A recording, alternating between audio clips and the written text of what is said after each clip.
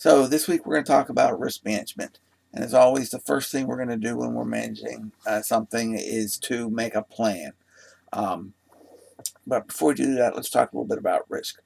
Um, when we talk about risk and we talk about projects, we're talking about the risk of something bad happening to the project, not something that the project might cause a problem to. So if we're talking about building a data center, we're worried about electrical blackouts while we're doing the project, not having a backup generator in case the data center, while the data center is in operations. That's a design issue. We should have that as a design issue when we're designing the project, but it's not risk management for the project itself. Um, one of the things we want to look at is where do the risks come from in IT projects. One is a market risk, and this is a time risk. That means that if the project is late to market, um, if it's late, it will be late to market, and maybe a competitor will then get the first mover advantage, and they will become the standard, and we'll lose out. Another one is a financial risk, which is a cost element. Obviously, if we have cost overruns in the project, that's going to make the project more expensive and impact the company overall. Another one is a technology risk. And this one impacts quality, time, and cost. Are we on the bleeding edge of technology? Are we mature? Or are we on almost obsolete technology? Um, if at the end of an operating system's lifestyle, Microsoft announced they're coming out with a new version of Windows, would we really want to develop some piece of software that's intimately integrated with the operating system, or are we going to hold back? Think about video games. Right at the end of some video game console, either the Xbox 360 or the PlayStation 3, 4. Would you want to say, okay, we're going to come up with a new game for this? It's going to be right on the edge of coming out right as the old one's over. Or are you going to say, we're going to have a problem if we run over just a little bit? Um, for longer projects, we have to worry about when we're worried about the technology risk. Costs generally fall for technology, um, but what about integrating that to the rest of your systems and the rest of your organization? So the cost may be that your project will work well, but there's a risk that if there's some change to it, it's not going to integrate well because the technology is going to change. Um, and of course, there's the other problem with the if it runs late, um, is we're going to have the projected costs go down. So we would assume the costs are going to decrease, right? So we say we have a 5-year project and we assume the costs are going to go down. What happens if it doesn't? What happens if the costs don't go down, but just the capabilities go up? So think about a hard drive. Let's say that 100 gig hard drive costs X amount of dollars today, and we're assuming that when we have to deploy it 5 years from now, we're going to be able to buy 100 gig hard drives for half or a third of the price. But what if they don't make 100 gig hard drives and the hard drive price is just the same? It's just have more space in it. We don't need the more space, but we can't get a cheaper hard drive. So sometimes the hardware costs don't, the technology costs don't go down, the capabilities go up, but the cost stays the same. So if we had planned on them going down, they might not go down.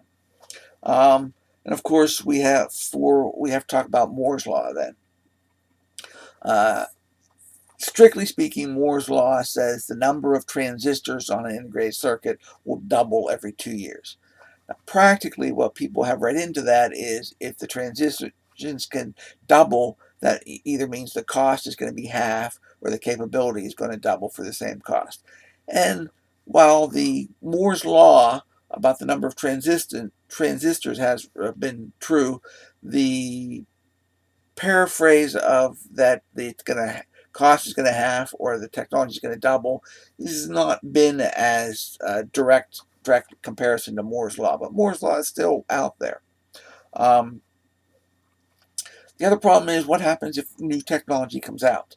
Has anybody tried to get a new graphics card recently? A high-end graphics card, you can't get them. They're out there, but you can't get them. So we might have planned for new technology, and then they come out and the price spikes because everybody wants one. Um, and so that's a risk.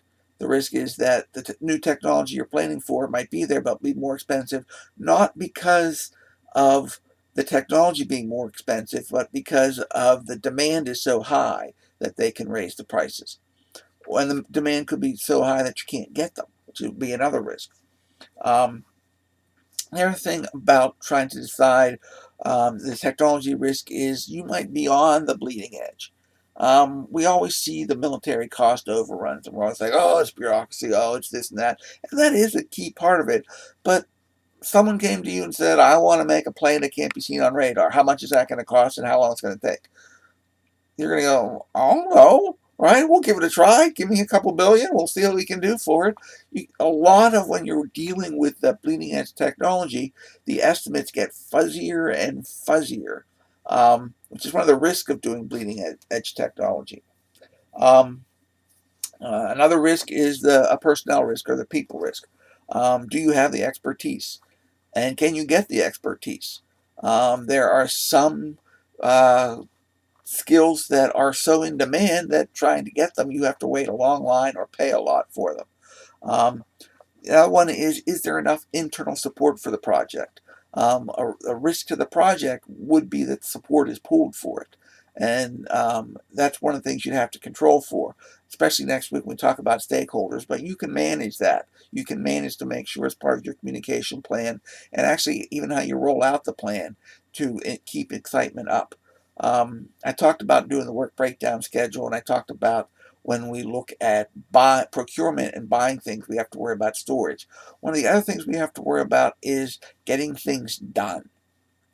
You might have the most efficient way to getting things done may not have any capability until the last second.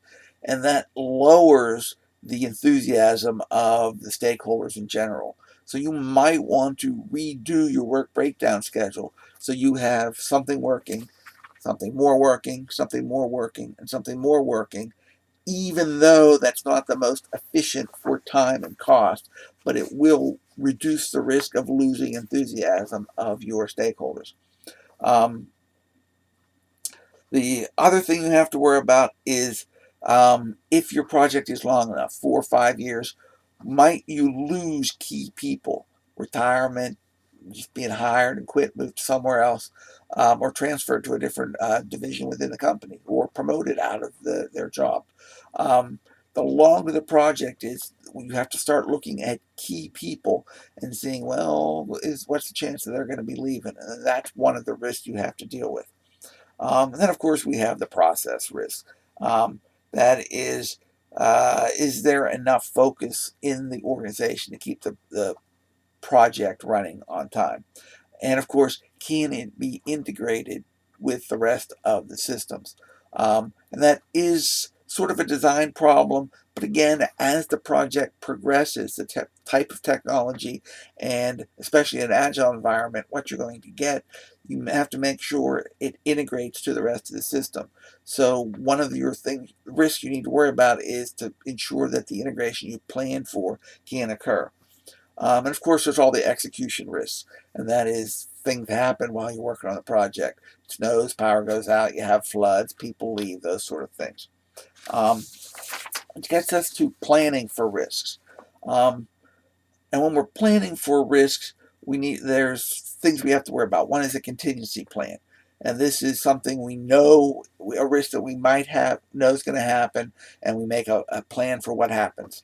Example we're going to see is snowing. If it snows, what are we going to do? Well, we're going to plow and salt. And then what happens if that doesn't work? We're going to add extra trucks.